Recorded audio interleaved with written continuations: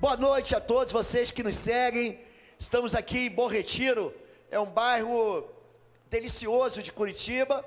E aqui tem a igreja Batista Bom Retiro. Nosso endereço é Avenida Desembargador Hugo Simas, 1772. Eu espero você aqui.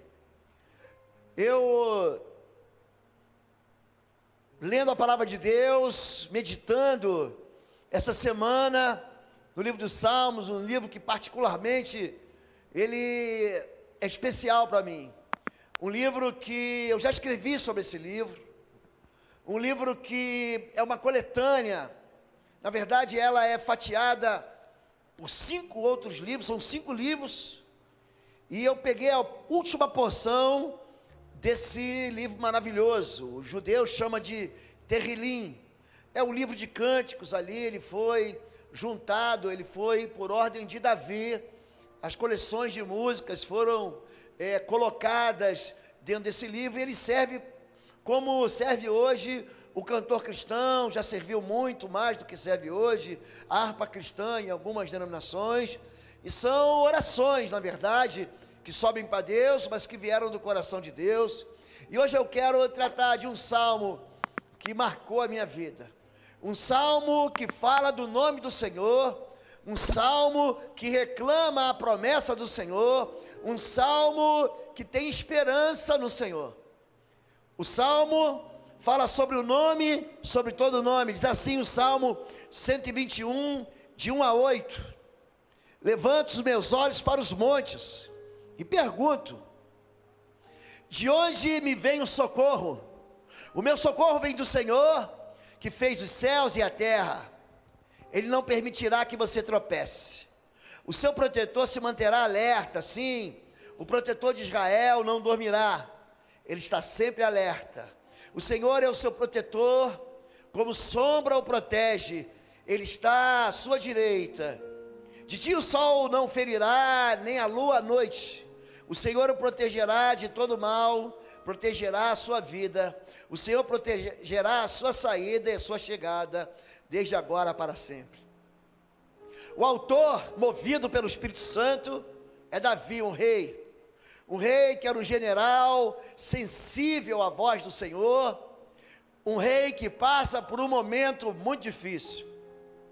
Esse livro, esse salmo se junta a outros 29 salmos que vão encerrar, que vão fechar o livro dos Salmos. São chamados salmos de subida. Então, quando o povo saía da sua casa, de toda a região de Israel e até fora de Israel, para adorar o Senhor uma vez no ano, pelo menos, eles subiam na Páscoa. Ali, eles cantavam os chamados hinos de subida. Os hinos de subida cantam assim: alegrei-me quando me disseram, vamos à casa do Senhor. O louvor é uma parte do culto em que nós abrimos as portas e convidamos o Espírito de Deus para ministrar na nossa vida. E aqui Davi, ele está falando de um momento de muita tristeza para ele, porque ele perde o seu grande companheiro, o seu mentor, o seu pastor, que é Samuel. Samuel morre, e ele não tem mais contato nenhum agora com o palácio do rei Saul. Pelo contrário, ele é odiado pelo rei. O rei quer acabar com a vida dele por ciúme, por inveja. O rei havia sido rejeitado por Deus. Em 1 Samuel capítulo 15, Deus falou assim: agiste loucamente. Se você tivesse obedecido, o teu trono permaneceria para sempre sobre Israel. Mas agora eu tiro o trono de você e entrego a outro que é melhor do que você e que vem depois de você. Samuel chora muito, o profeta. E Deus pergunta: por que você está chorando? Por que você ainda está chorando por alguém que eu rejeitei? Levanta, vai para a cidade de Belém, lá na casa de Jessé, porque lá eu escolhi um homem segundo o meu coração. E na verdade o homem era um menino de 14 anos que cuidava do rebanho do seu pai. Ele é ungido, e a partir daí ele passa a ser mentoreado, acompanhado, e amado por alguém que tinha os ouvidos sensíveis ao Senhor, que era Samuel. Samuel ouve a Deus desde pequeno. Quando Deus começa a falar com ele, ele diz: Samuel, Samuel. Davi então constrói na sua vida de coragem, constrói também uma vida de fé, mas Samuel morre e agora ele está sozinho. E ele fala: eu levanto meus olhos para os montes, de onde me virá o socorro? Por que o salmista, por que Davi olha para os montes? Você sabe que pai, Mateus capítulo 6, verso 5, quando Jesus ensina a oração chamada de Pai Nosso, em algumas versões chamada oração dominical, também descrita em Lucas capítulo 1, de 1 a 11, Jesus está orando, ensina-nos a orar: Pai Nosso que estás nos céus. Você ora e levanta a mão para o céu. O salmista, ele canta e diz: eu elevo meus olhos para os montes. Naquele tempo havia uma ideia, aliás ainda existe hoje, uma ideia muito enganosa dentre os pagãos, dentre aqueles que não serviam a Deus, uma ideia de que Deus era territorialista. Ele estava assim somente num pedaço, tipo assim, há um domínio que aqui é do Deus Alfa, e ali é do Deus Beta, e ali é do Deus Gama, e não é nada disso. Em 1º livro de Reis, capítulo 20, Israel está sofrendo com uma guerra contra a Síria, e tem um rei lá, muito bicho ruim, pensa num cego chamado Ben-Hadad, e ele está em conflito com Israel, só que Israel está vivendo um grande avivamento, e dá uma surra naqueles sírios que vinham invadir Israel. Então, o exército sírio se recompõe, e depois de um ano, eles querem de novo atacar. Aí vem alguém para dar um conselho para o rei Ben-Hadad, o rei sírio: olha, o exército de Israel venceu, porque o Deus deles é Deus dos montes, e não dos vales, não das planícies. Isso está em 1 Reis capítulo 20, verso 23. Então ele fala: vamos lutar com eles nas planícies. Aí no verso 28 de 1 Reis 20, Deus usa a boca do profeta para dizer: porque os sírios disseram que eu sou Deus dos montes, e não sou Deus dos vales, e nem das planícies, tragam eles para as planícies. E ali o exército sírio, mais uma vez, cai de joelhos, é derrotado, porque a mão do Senhor é sobre Israel. A ideia de que os deuses pagãos eram aqueles que habitavam em lugares, ela é dissolvida por um Deus que é sobre toda a terra. O meu Deus é o Deus dos céus e da terra. É isso que o Salmo 21 diz: levanto os meus olhos para os montes e pergunto: de onde me vem o socorro? O meu socorro vem do Senhor. É o Senhor do alto e o Senhor do baixo. É o Senhor que me convida a conectar, a ligar a terra ao céu. É isso que a oração faz. A oração, ela junta a terra ao céu. Mateus 18, 18. É um versículo muito fácil de você decorar. Mateus 18, 18 diz o seguinte: tudo que se ligar na terra, vai ser ligado no céu. Tudo que duas pessoas concordarem na terra, será concordado no céu. O céu, ele é atingido e ele se move em favor. Mateus 16, se você voltar um pouquinho as páginas da sua Bíblia, versículo 19 fala a mesma coisa: eu te dou as chaves do reino dos céus. O que você ligar na terra, será ligado no céu. Esse Deus que nós temos, é um Deus que está pronto para favorecer, e ele deve ser invocado. Em Romanos capítulo 10 diz: aquele que invocar o nome do Senhor, será salvo. E Deus, ele vai se revelando na Bíblia, diante de muita gente, que vai conhecendo o nome de Deus, e esses nomes que aparecem na Bíblia, são nomes que revelam o caráter e os atributos de Deus. Quando Moisés se encontra em Horebe, ele se encontra no mesmo lugar onde estava Elias. Você sabe que Elias, quando se mete dentro de uma caverna, fugindo de Jezabel, ele está em Horebe. E lá Deus aparece para ele e diz: Moisés, agora você vai para o Egito, para a terra de Gósen, e eu vou levantar você como libertador. Ele falou assim: eu não vou de jeito nenhum, eu não sei falar, eu não sei liderar, eu sou pesado de língua, eu nunca fui bom nesse negócio de liderar. E Deus diz para Moisés: você vai, e você vai ser como um Deus para Faraó, com letra minúscula, e o seu irmão Arão como um profeta. E ele pergunta: mas quando me enviarem, quando eu for enviado e chegar lá, qual o nome do Deus que eu vou falar? Como eu vou te chamar? Então Deus diz: diga que o eu sou te mandou. O eu sou, o que sou, te mandou. Essa palavra é traduzida como Jeová ou Yahvé. Há diferenças aí. O hebraico é uma língua quadrática que não tem nenhuma vogal, não tem vogal.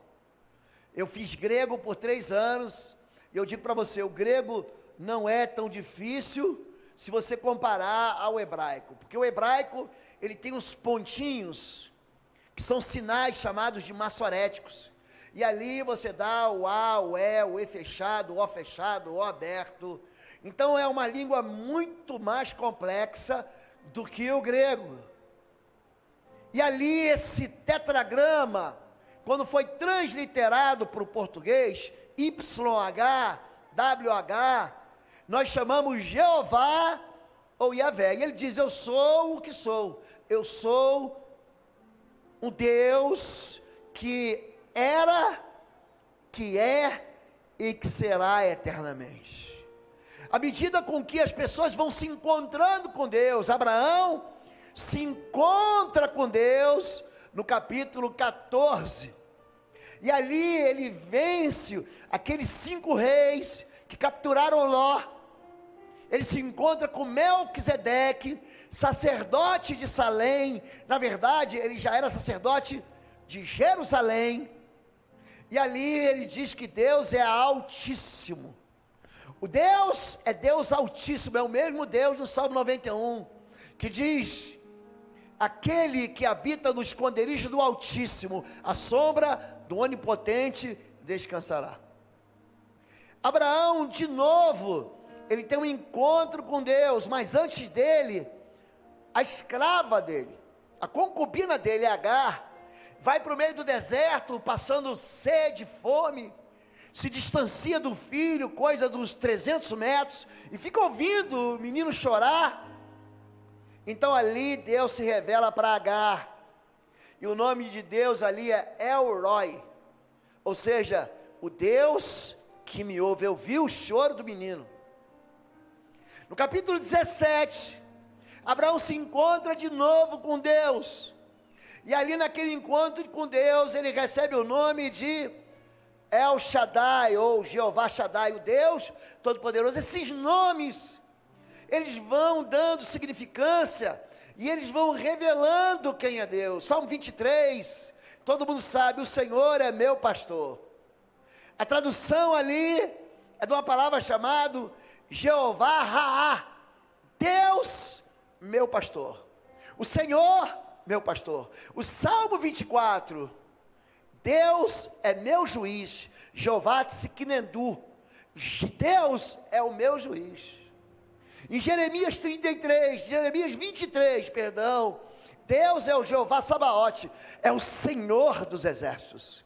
Esses nomes, eles vão colecionando, não só os atributos, mas não dizendo para mim e para você sobre o poder de Deus. O nome, dentro da cultura bíblica, ele tem a capacidade de dar destinos. Quando você escolhe o nome do seu filho, quando Adão dá nome para os animais, no capítulo 2 de Gênesis, ele está dando para eles um limite até onde eles deveriam ir. Você imagina se a vaca se chamasse macaco? Vaca não tem cara de vaca, gente. E macaco não tem cara de macaco. Então imagina se o golfinho se chamasse borboleta. Então o nome que nós recebemos são nomes que dão para a gente uma sentença. Quando meu pai, ele me chamou de Osvaldo, é porque o nome dele era Osvaldo, e porque o nome do meu avô era Osvaldo. Eu sou o terceiro numa linhagem de Osvaldos, e Osvaldo era um homem extraordinário brasileiro, que abriu a conferência da ONU, inclusive, quando Israel foi de fato proclamado como uma nação livre. Quando foi arrancada ali do meio daquela confusão árabe e foi separado. Então, Osvaldo Aranha, que virou inclusive nome de prato em alguns restaurantes, ele é um homem que quando meu pai, ele colocou meu nome, ele ouviu a história do pai dele, e para completar, eu nasci no dia dos pais, aí pronto. Aí, meu pai me deu um destino, e meu pai dizia, o seu nome significa poder de Deus, é isso que Osvaldo significa, Azualt, força, poder de Deus. Você tem um nome, e às vezes o pai combina o nome, né?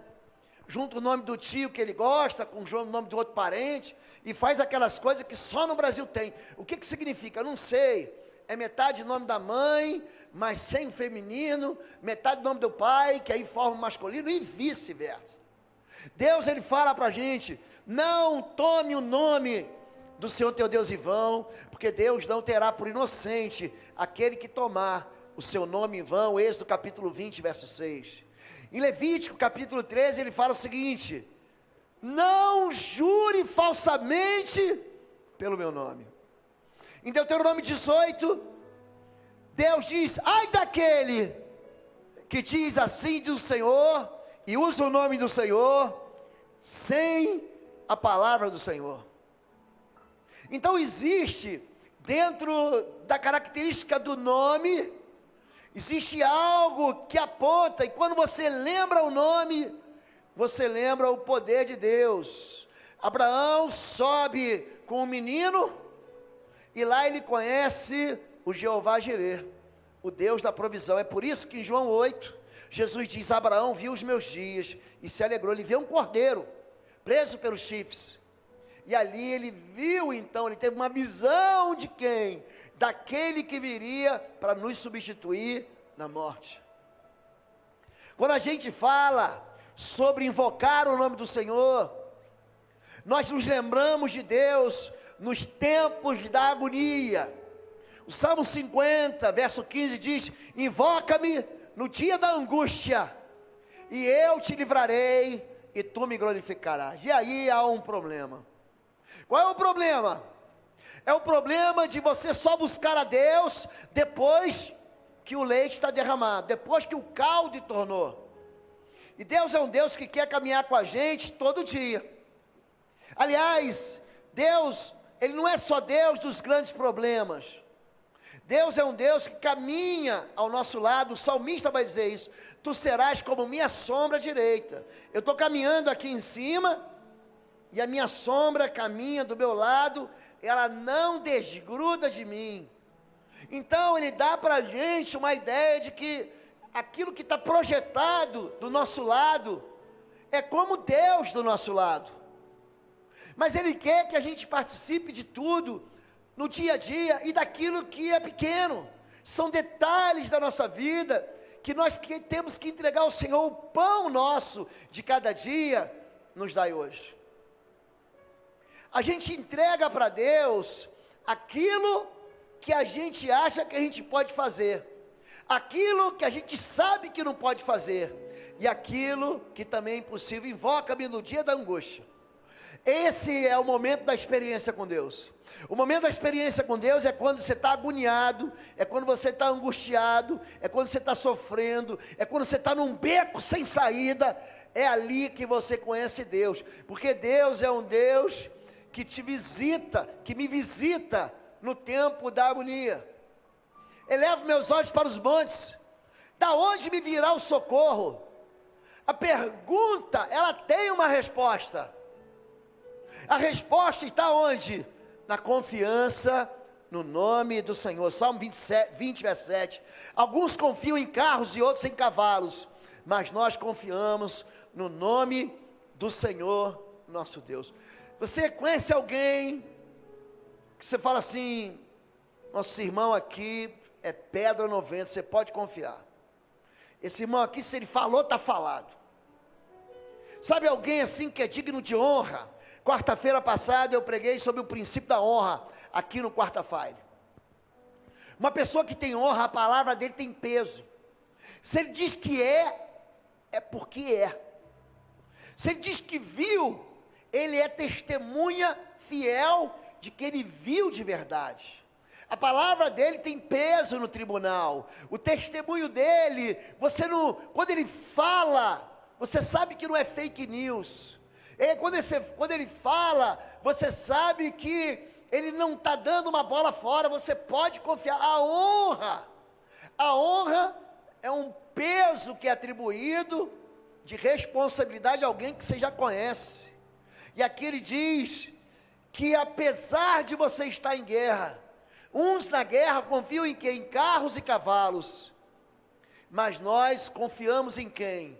No nome poderoso. Nós fazemos menção, nós invocamos o nome do Senhor. Quando você está numa estrada, e que teu carro passa numa poça de água com óleo, e que teu carro gira, a primeira coisa que você diz é, ai meu Deus.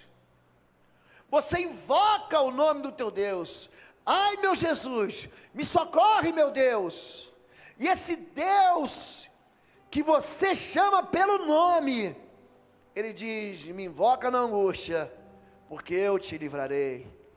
Existe uma desgraça na desconfiança. Há um rei na Bíblia chamado Asa. Segundo livro de Crônicas, capítulo 16, tem uma das passagens que nós gostamos de citar, quando fala que os olhos do Senhor estão sobre toda a terra, para se mostrar forte. Mas isso aqui acontece no meio de uma demanda, no meio de um puxão de orelha que Deus dá para o rei Asa. Diz assim, porque confiaste no rei da Síria, e não confiaste no Senhor teu Deus, o exército do rei da Síria escapou das tuas mãos. Acaso não foram os etíopes e os líbios, grande exército com muitíssimos carros e cavaleiros? Porém, tendo tu confiado no Senhor, Ele entregou nas tuas mãos, porque quanto ao Senhor, aí sim, os seus olhos passam por toda a terra, para mostrar-se forte, para com aqueles cujo coração é totalmente dele. Nisso procedeste loucamente, por isso desde agora haverá guerras contra ti. O exército etíope invadiu Israel com 1.300.000 soldados, numa força combinada com os líbios. E Deus desbaratou aquele ataque inimigo.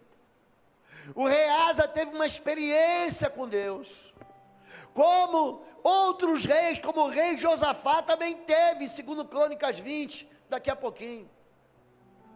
Só que o rei Josafá, em vez de manter a sua confiança no Senhor, passado alguns anos, passado aquela experiência com Deus, ele desconfiou que Deus não ia fazer de novo. Ele pensou, um raio não cai duas vezes no mesmo lugar. O Deus que fez o milagre no passado, Ele não vai fazer de novo, então eu vou entrar em acordo com o rei da Síria. E aí aqui Deus pergunta, por que você desconfiou de mim? Gente, Deus aparece para a gente. A Bíblia diz que Salomão recebeu a visita de Deus 2 vezes. 2 vezes. 2 vezes Deus apareceu para Salomão. Uma vez ele pergunta, pede o que tu quiseres que eu vou te dar. E apesar de Deus ter aparecido 2 vezes para ele, ainda assim o coração das suas esposas vai amolecendo, ele vai fazendo concessões. Aliás, esse é um problema.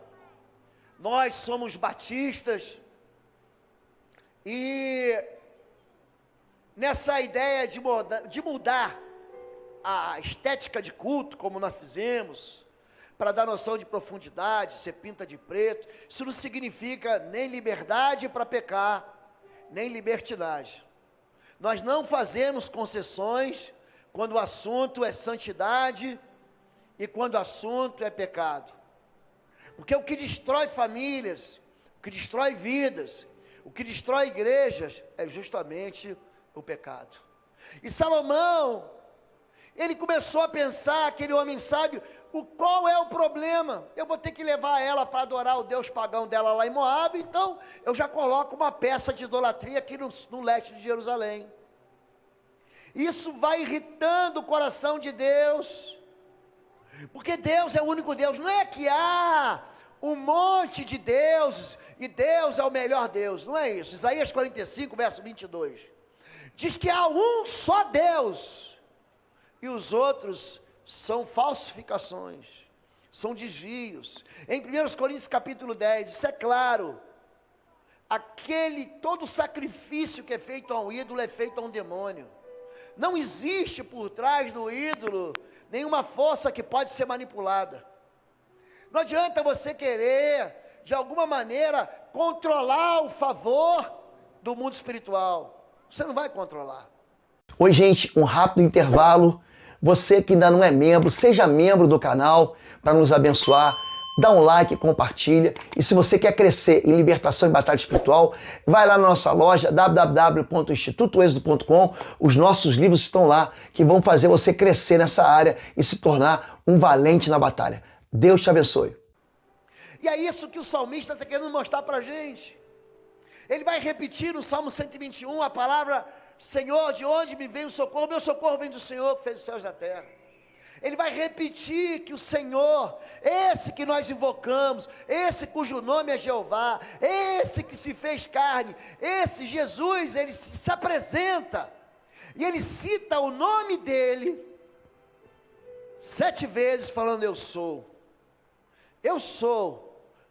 No capítulo 8 de Abraão, de João, ele cita Abraão, e ele irrita demais os fariseus, porque ele diz: antes de Abraão, eu sou, eu já existo.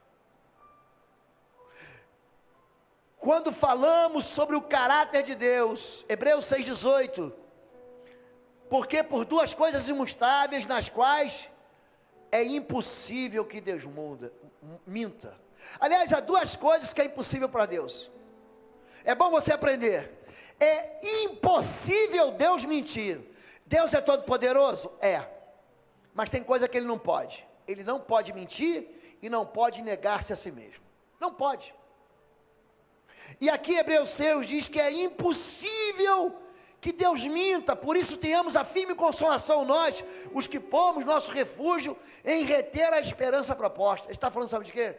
De vida eterna. É impossível você perder a vida eterna quando você faz um laço de pacto, de aliança com o Senhor Jesus. Impossível.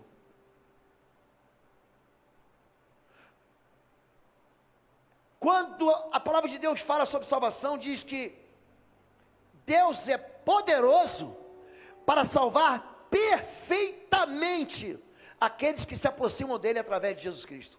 Você não vai ficar para trás. Você não vai... Eu aprendi, eu era garoto, eu ia na missa, e a freira que me catequizou, eu fazia catequese, e mãe Ima, ela falava muito do purgatório. Purgatório é um lugar onde, quando você não alcançou a santidade, você ia para lá e ficava apagando um tempo. Fica aí no purgar é o quê? Retirar o pecado. Só que Hebreus, capítulo 1, de 1 a 3, diz que Jesus Cristo purgou os nossos pecados. Ele retirou os nossos pecados. Ele arrancou os nossos pecados. É por isso que Deus, ele pode salvar perfeitamente aqueles que se aproximam dele através de Jesus Cristo.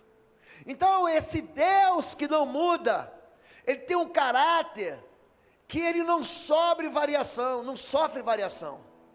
Aliás, é isso que Tiago diz, que toda boa dádiva ela vem do alto. Tiago capítulo 1, verso 17, diz assim: toda boa dádiva vem do alto céu, vem do Pai que formou as luzes, nele não há mudança, nem sombra de variação. Vou te explicar.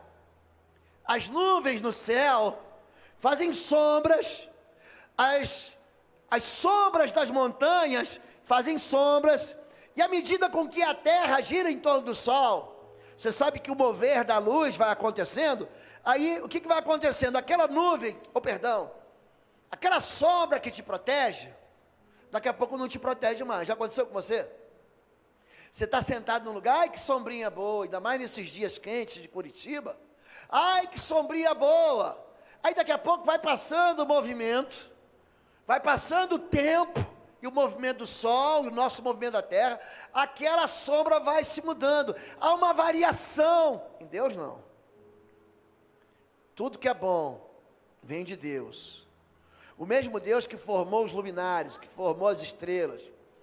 Eu tenho uma formação, vocês sabem, em ciências aeronáuticas e em ciências aeroespaciais, essa é a minha formação.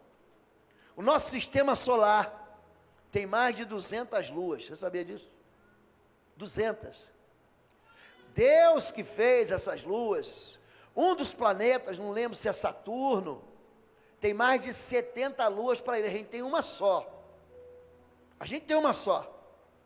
E esse Deus que fez os céus e a terra, ele não vai mudar. A gente aprende lá na nossa escola, que o Sol está aqui e vem os planetas. Até que chega no chamado planeta anão, Plutão. E aí dá a ideia que só está a gente girando, gente. O que tem de pedra, o que tem de meteoro, o que tem de coisa passando do lado da gente, e a gente vai sendo livrado do nosso Deus, ele não perde controle. O caráter dele diz, eu gosto muito quando Deus diz em Gênesis capítulo 9, enquanto existir terra, haverá verão, haverá inverno, vai ter chuva, vai ter sol, vai ter frio, vai ter calor. Até o dia que o Senhor vai desfazer tudo para fazer algo novo. Esse é o caráter do nosso Deus, a promessa dele não muda. Deus não é homem para que minta, Números 23, 19. Nem filho do homem para que se arrependa. Porventura, tendo ele prometido, não fará. Ou tendo falado, não cumprirá. Por que eu elevo meus olhos para o monte? Por que eu sei que a resposta está em Deus? Por que eu sei que o Senhor é o meu socorro? Porque Ele não falha, porque Ele não muda, porque Ele não é como o ser humano te promete. Você promete? Promete, prometo. Você jura? Juro. Eu juro pela minha mãe mortinha, descabelada, debaixo de um trem, eu juro. Eu juro que eu não vou fazer mais. Eu juro que eu não vou te enganar. Eu juro que eu vou ser fiel. Eu juro que você vai ser a mulher da minha vida. Eu juro, eu te prometo que eu não vou te bater mais. Eu te prometo que eu nunca mais vou fazer isso. Deus não é assim. Quando Deus fala que é porque é. Deus não é que nem um ser humano, sujeito a emoções. Ah, eu te prometi, mas eu briguei contigo, então está desprometido. Eu te prometi, mas eu não sabia que você era essa fera indomável. Eu te prometi, mas eu não sabia que você tinha essa doença que você tem aí. Então vou quebrar a minha promessa. Deus não. Deus não é homem para que minta, e não é filho do homem para que se arrependa. Nosso Deus, Isaías 55, tem uma palavra que não muda. Esse texto é muito conhecido da gente, porque assim como descem a nuvem e a neve dos céus, e para lá não tornam, está falando de chuva, regam a terra e a fazem produzir e brotar, e dá semente ao semeador e pão ao que come, ou seja, a chuva faz a terra produzir. Assim será a palavra que sair da minha boca, ela não voltará para mim vazia, antes fará o que me apraz, e prosperará naquilo para que a enviei. Quando você lê a Bíblia, a palavra de Deus, você está lendo um livro espiritual, e uma palavra que Deus não vai trazer de volta. Se Ele te prometeu salvação, é salvação. Se Ele te prometeu bênção, é bênção. Se Ele te prometeu juízo, é juízo. Ele disse para Adão: se você comer, você vai morrer. E Ele diz para Adão no capítulo 2, Adão morre no capítulo 5. A gente não foi feito para morrer. É por isso que Jesus veio para dar vida eterna. Foi por isso que Deus enviou seu Filho, para que todo aquele que nele crê não pereça, mas tenha vida eterna. A palavra de Deus, ela funciona para todo lado. Não adianta você pegar e ficar pensando. Já viu aquelas caixinhas de promessas? Tem gente que só pega as promessas, bom, essa aqui não valeu para hoje. Não vai, melhor de 3, deixa eu pegar mais uma. A caixinha de promessa não é bem uma caixinha de sorte. É a palavra de Deus, mas tem muita palavra de Deus tirada do contexto ali. Tem muita gente que vai achar, ou que está achando, que vai se beneficiar de uma promessa, que Deus não fez para ele.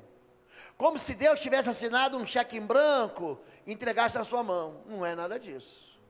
A palavra de Deus, ela tem algumas orientações que vêm antes das promessas. Toda promessa é ligada a uma obediência. Toda bênção é ligada a uma obediência. E se eu desobedecer, pastor? Essa desobediência está ligada também a uma desgraça. Está ligada a uma maldição. E nós esquecemos isso. A palavra de Deus, ela não volta vazia. Deus, Ele não muda a sua palavra. Por isso que o nome dele é rocha. Por isso que o nome dele é... Por que Deus é rocha?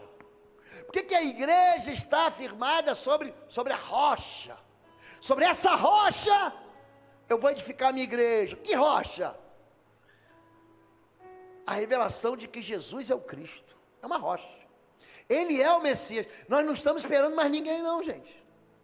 Os judeus estão esperando ainda, por isso que a religião dele é messiânica. Eles estão esperando ainda o Messias, nós não. Nós sabemos que Jesus veio. Pastor, por que eles não entendem Jesus como Messias? Capítulo 10 do livro de Romanos diz que os olhos deles estão tapados como que por vendas, eles não conseguem ver. Você já experimentou isso? Quem não nasceu no lar cristão, você sabe, mas eu não consegui entender. O meu irmão, número 3, Marcos, pastor da Assembleia de Deus. Eu estava em 1990, eu acho que 3. Nós já tem tempo, né, gente? Gente aqui que não tinha nem nascido nessa época. E nós estávamos num culto de Páscoa. E meu irmão bebia sem parar e fumava muita maconha, mas muita maconha. Meu irmão era muito doido. Aí no dia da Páscoa, teve um estudo sobre a cruz de Cristo. E ele estava lá comigo, ele não entendeu nada. Aí terminou o estudo, era de tarde, um sábado de Páscoa, chamado de sábado de aleluia. Os crentes não fazem isso, mas os ímpios vão lá para malhar o Judas. Ele falou assim: eu vou sair ali fora e vou fumar um baseado e já volto, vou fazer a cabeça e já volto. Era a expressão daquele tempo. Aí começou o louvor, ele foi lá, eu crente, eu já tinha sido batizado, novo na fé, devorando a Bíblia.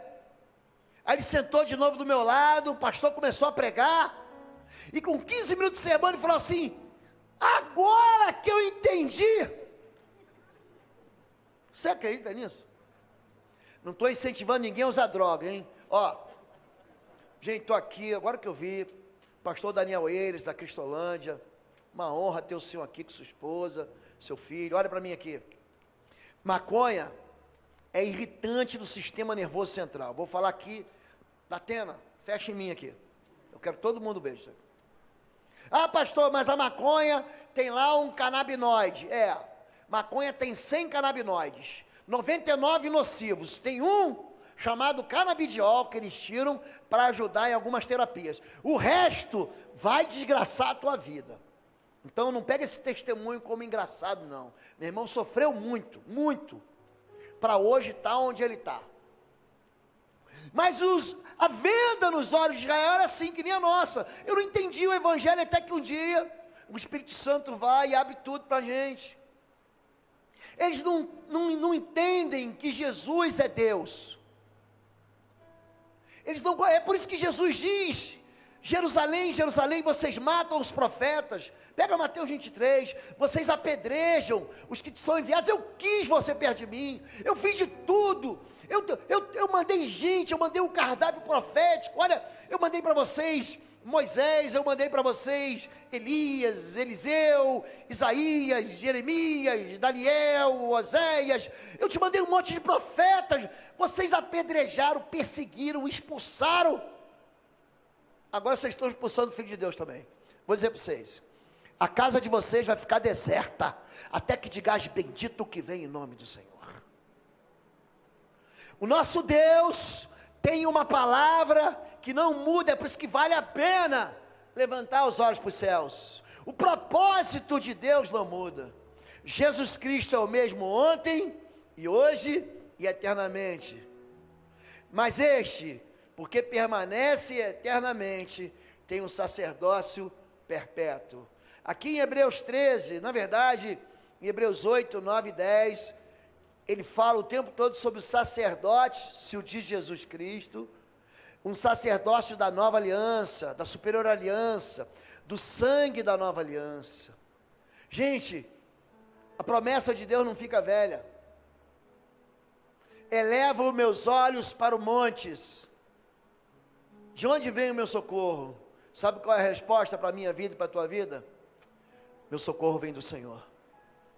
O teu socorro vem do Senhor, mas não é qualquer Senhor. É o Senhor Todo-Poderoso que fez os céus e a terra. O Salmo 21 é um grito de louvor de um homem que perde o seu melhor amigo, tutor e pastor, Samuel. E aí quando o chão dele se abre, por quê? Porque um amigo dele também, que não era o pastor dele, Jonatas, morre. Ele perde a direção, ele perde a casa dele, ele perde o trabalho dele, ele perde a honra dele, ele perde o lugar dele sentado à mesa com o rei, ele vai morar dentro de um buraco. Aí ele pergunta: de onde me vem o socorro? O meu socorro vem do Senhor, que fez os céus e a terra. Esse Senhor, Ele é essa sombra que está do teu lado, é a sombra do Onipotente, é uma sombra projetada que anuncia o tamanho do teu Deus. Ele guardará a tua entrada do mesmo jeito que Ele guarda a tua saída. É a mesma promessa de Deuteronômio 28 e 29. Serás bendito ao entrares, serás bendito ao saíres. É a mesma promessa de Números 17, quando Deus diz para Josué: ele vai entrar e vai sair, fazendo guerras, e não vai ser derrotado. O nosso Deus, Ele é alfa e ômega, Ele é princípio e o fim. Em Apocalipse capítulo 1, verso 18, João está jogado no chão, porque ele tem a visão de Cristo ressurreto. Ele é aquele que estava com a cabeça encostada no peito de Jesus na ceia. Pedro pergunta para João, pergunta para ele quem vai trair a gente. É João que fala: e aí, mestre, quem é? João é o mais íntimo dos discípulos de Jesus, mais íntimo. Ele vai escrever na primeira carta dele, primeira carta de João, ele fala assim, ele começa assim, ó: aquilo que nossos olhos viram, que as nossas mãos tocaram, e que nós vivenciamos do verbo da vida. O que ele está falando? Ele não está falando que viu Jesus de ouvir falar. Ele não está falando que ouviu Jesus de ouvir falar. Ele está falando: eu vi, eu toquei nele, eu abracei ele. Esse João, quando ele vê Jesus em sua glória, ele desmaia de medo. Ele cai, eu caí como morto. Ele está na ilha de Patmos, fica de frente à cidade de Éfeso. Se um dia você tiver a oportunidade de ir a Éfeso, você olha assim, que tem uma ilha ali, ó. A ilha, né? A ilha, gente, você vê ali, ó. E ali ele tem essa visão, e nessa visão, Jesus fala para ele assim, ó: não temas, eu sou o alfa e o ômega, eu sou o princípio e o fim. Antes de mim não houve, e depois de mim não haverá jamais. Esse Deus que nós olhamos para o monte, não é um Deus que está sujeito às intempéries da vida, às dificuldades da vida. Não é um Deus que fica de mal com você, nem que fica zangado com você. Esse Deus é um Deus que ama o perdão, que sente falta de você, que fala sobre parábolas, como um pai assentado na beira da casa, esperando o filho gastador voltar para casa. Aliás, dessas parábolas, a parábola de Lucas 15, dos 2 filhos perdidos, ou do filho pródigo, é aquela em que Deus corre. Não há nenhum outro lugar na Bíblia que diga que Deus corre, a não ser quando o filho está voltando para casa. Então o pai correu e o abraçou. Elevo meus olhos para os montes, eu vou invocar o nome de quem? Eu vou invocar o nome do Senhor. Aquele que invocar o nome do Senhor na angústia, vai ser satisfeito. E mais do que isso, é alguém que vai encontrar uma resposta, e vai glorificar o nome do Senhor. Vamos ficar em pé, em nome de Jesus.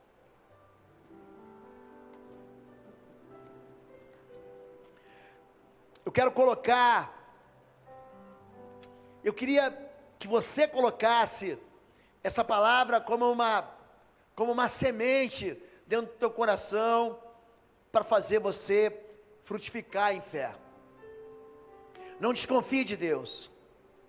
O mesmo Deus que tem suprido a sua vida, Ele vai continuar suprindo. O Deus que te curou no passado, te cura hoje e também te cura amanhã.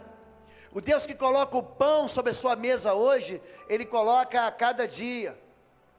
Ele não é um Deus que se gasta, não é um Deus que diz, não, você já pediu demais, agora chega. Se Deus não é que nem o pai da gente, se Deus, Ele não fica fraco, nosso Deus não envelhece. Ah não, agora Deus está velhinho, Ele não tem mais condição de fazer. Nosso Deus é Espírito, e é por isso que Ele é capaz de operar individualmente, singularmente em cada vida. É por isso que cada um de nós tem uma experiência diferente com Deus. É por isso que Deus é Deus de Abraão, Deus de Isaac e Deus de Jacó. Ele não é Deus de multidão, Ele é Deus de pessoas. A experiência que Pedro teve foi diferente da experiência que Tiago teve, foi diferente da experiência que Paulo teve, foi diferente da experiência que eu tive, e é diferente da experiência que você tem ou vai ter. Deus, Ele se revela de maneiras que são ilimitadas. O salmista olha para o monte, tem gente que olha para o chão. Deus falou assim, olha para o chão, Abraão, vê se tu consegue contar os grãos de areia do mar. O importante é que você olhe para Deus. Buscar-me-eis e me achareis, quando me buscares de todo o vosso coração, diz o Senhor. Serei achado de vós, diz o Senhor. O teu Deus, Ele está aqui hoje. E quando você passa por dificuldades, aprenda a elevar os seus olhos para o céu. Porque o teu socorro, ele está vindo de um Deus que fez os céus, mas Ele se move aqui na terra. Amém, gente? Feche seus olhos em nome de Jesus. Baixe sua cabeça, feche seu... Vamos orar juntos? Se você quer pedir o socorro do Senhor, Deus é socorro presente em todo tempo de angústia e tribulação. Deus é um Deus que não abandona a gente como os muros, quando os montes em volta de Jerusalém estão em volta do seu povo. Se você quer o socorro do Senhor, para aquilo que é simples, ou para aquilo que é difícil, para aquilo que você já conhece, já tentou, e por aquilo que você nunca tentou. Se você precisa do socorro do Senhor, em favor da sua vida, ou em favor de outra vida.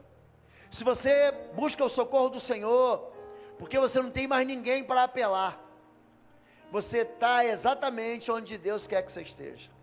E se você quer isso, coloca a mão no seu coração. Eu preciso do socorro do Senhor. Eu preciso que esse Deus ouça a minha voz. Eu quero hoje invocar o nome do Senhor. A palavra de Deus diz: aquele que invocar o nome do Senhor será salvo. Deus, Ele quer ser achado, Ele quer que você traga Ele para dentro da sua vida. Se você quer isso, coloca a mão no seu coração. Se houver alguém aqui que quer fazer hoje uma volta para casa, eu preciso voltar para Deus, eu preciso disso. Se você quer isso, coloca a mão no seu coração. Se você quer fazer com Jesus, com Deus, uma aliança, coloca a mão no seu coração. Se você precisa do socorro, do perdão, se você precisa perdoar, coloca a mão no seu coração. Pai querido, nós nos juntamos ao salmista hoje e concordamos e ligamos aqui na terra que a resposta para cada uma das nossas dificuldades é o Senhor.